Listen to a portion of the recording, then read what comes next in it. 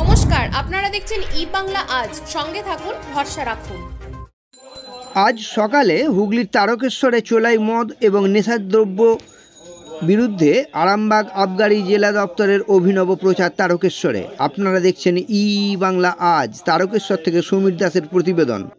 আগামী 26শে জানুয়ারি আন্তর্জাতিক মাদক বিরোধী দিবস। কি বলবো, থাকতে হলে সুস্থভাবে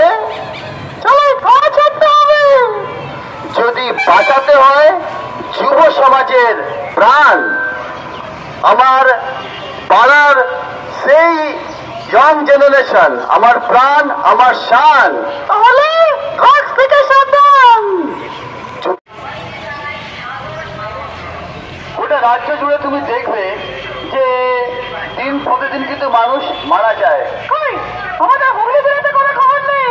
আমাদের হুগলি জেলাতে নাও যদি হয়ে থাকে, কিন্তু তোমাকে জানিয়ে রাখি, আমাদের এই হুগলি জেলাতেই 2011 সালে চণ্ডীতলাতে বিষ মদ এবং চোলাই মদ খেয়ে প্রায় 10 জন মানুষ কিন্তু প্রাণ হারিয়েছিল। না, সে হতে পারে পূর্ণ ঘটনা, কিন্তু হয়েছে তুমি বলছো না। আগে পড়েছিলাম তারকেশ্বরেতে বিউটি ফেয়ার সিজন 1, সেখানে তো আমাদের প্রচুর স্টুডেন্ট হয়েছিল এবং সেটা সোল্ড আউট হয়েছিল এবং সেখানে আমরা সাকসেস হয়েছিল।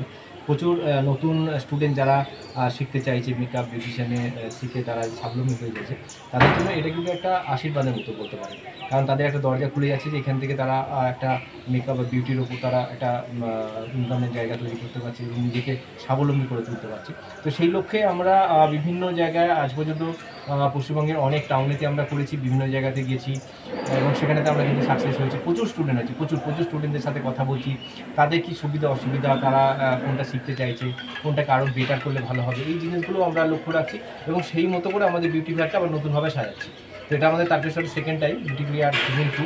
এখানে তো আমাদের সোল্ড আউট হয়ে গেছে, 120 স্টুডেন্ট হয়ে গেছে অলরেডি, তারপরে আমরা নিই।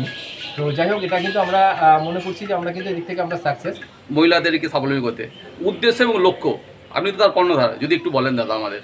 হ্যাঁ, একদমই সমীরদা। তো যেরকম আমরা আগে পড়েছিলাম তারকেশ্বরেতে বিউটি ফেয়ার সিজন 1, সেখানে তো আমাদের প্রচুর স্টুডেন্ট হয়েছিল এবং সেটা সোল্ড আউট হয়েছিল এবং সেখানে আমরা সাকসেস হয়েছিল।